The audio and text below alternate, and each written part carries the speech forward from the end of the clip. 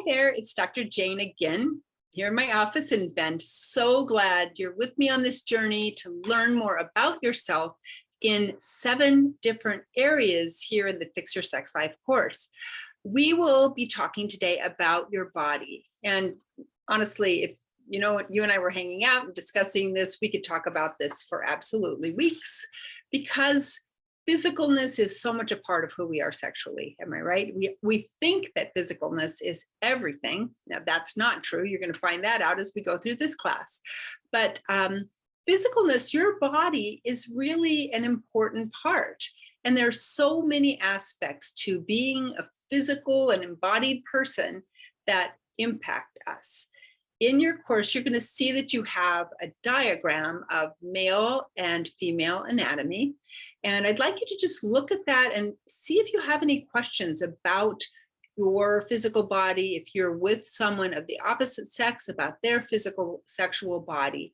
There are a lot of things there as you're looking at that diagram. I want you to notice for the woman, the clitoral area, the labia, the vaginal area, the aspect of that vagina, the anterior or top toward the tummy area. That's where we identify or talk about the G-spot.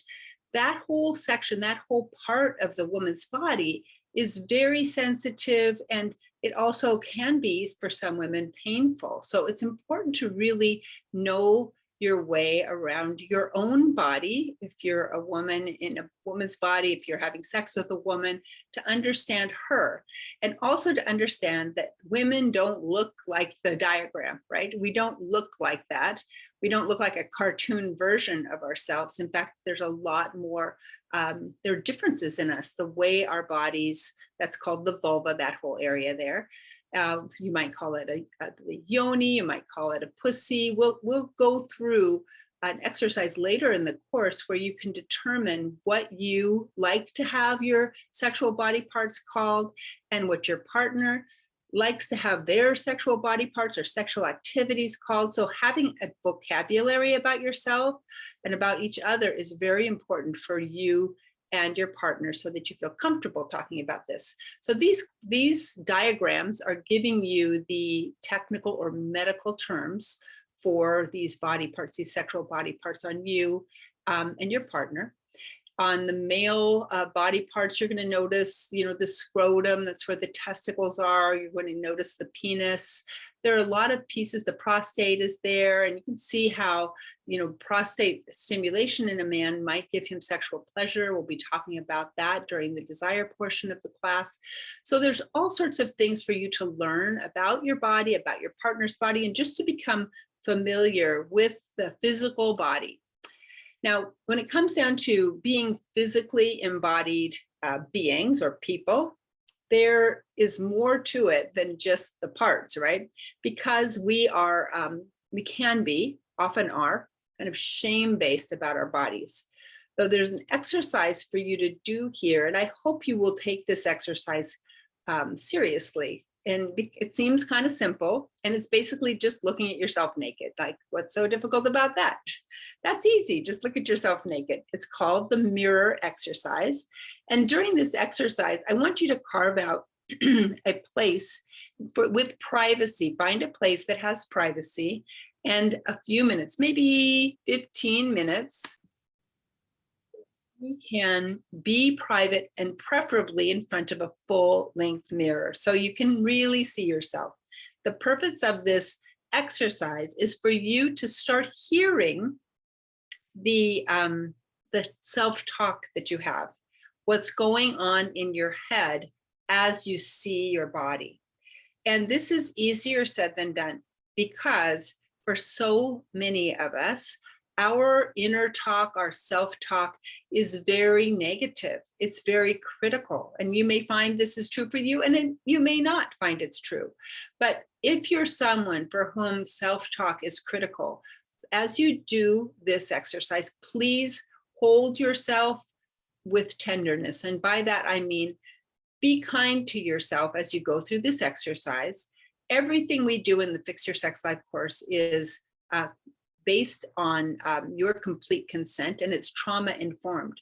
So this is trauma informed consent-based work, and you are welcome to skip any exercise, including this one. So you don't have to do this. You don't have to do anything that I suggest in this course, but if you choose to do this, and I do think it's a very powerful and helpful exercise, start at the beginning by standing in front of a full-length mirror and slowly take off your clothes piece by piece.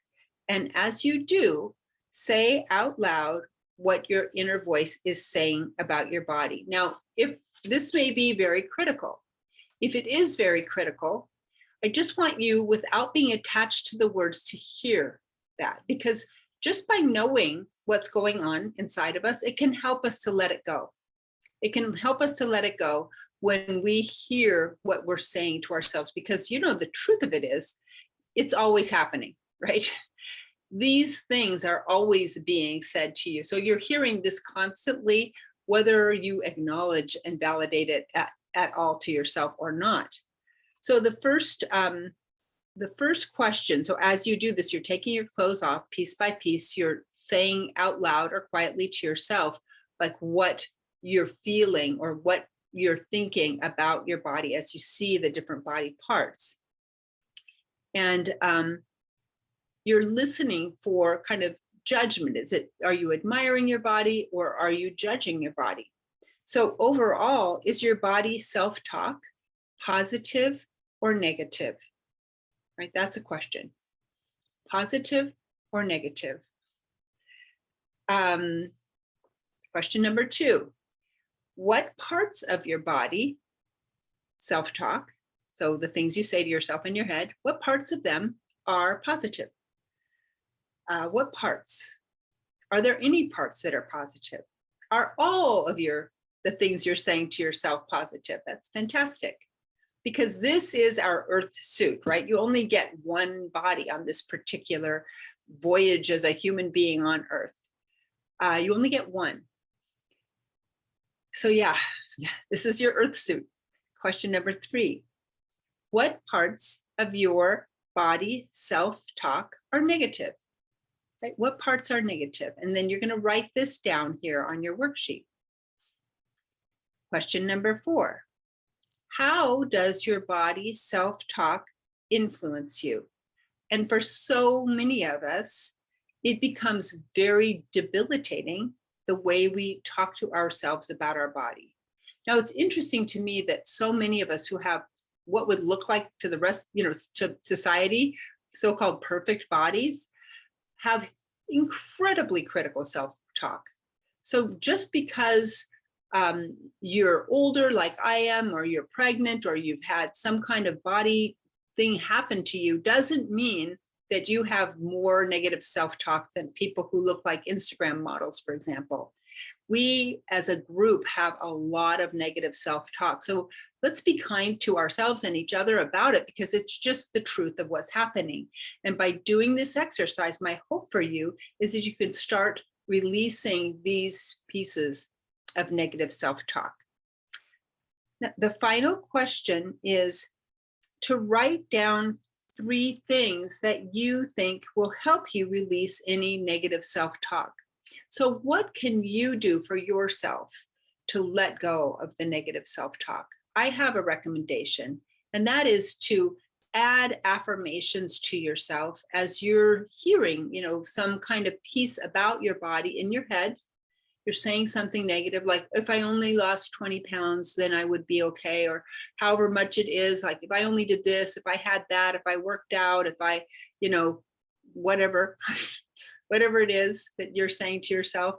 If I had bigger boobs, smaller boobs, and maybe you don't like the word boob, that's fine. You'll be determining a really appropriate for you vocabulary about your body later in the class. So whatever it is that you're saying to yourself, if you can let that go with love, and maybe you develop these ideas about your body at some point when it felt like it was going to make you safe, which is kind of what a lot of us have done, is a lot of us have kind of criticize ourselves before someone else could criticize us. Like, oh, I don't like whatever it is because maybe somebody said something to me when I was younger. So I'm going to tell you first that I don't like whatever it is. And that way, when you say it, it won't hurt me. Who knows, right? But if I can let that go, let the shame drop off of me, I will be feeling more comfortable in my earth suit, which is the only body I've got, right? This is the one I'm in right now. And this is my body for this particular life here on earth. That is the mirror exercise. I hope that you enjoy it and that as you go through the mirror exercise, that you learn how to release some of the sexual shame and some of the pieces about your body that are the talk about your body that is hurting you, right? So if you wouldn't say that to a friend, right? You wouldn't say some of the things that you say to yourself. Start speaking to yourself about your body the way you would speak to a friend or lover about that person's body. All right, I will see you next time when we talk about your sex nest, which is the environment, the time and place, and the way in space, time and space that you like being intimate with a partner. See you then.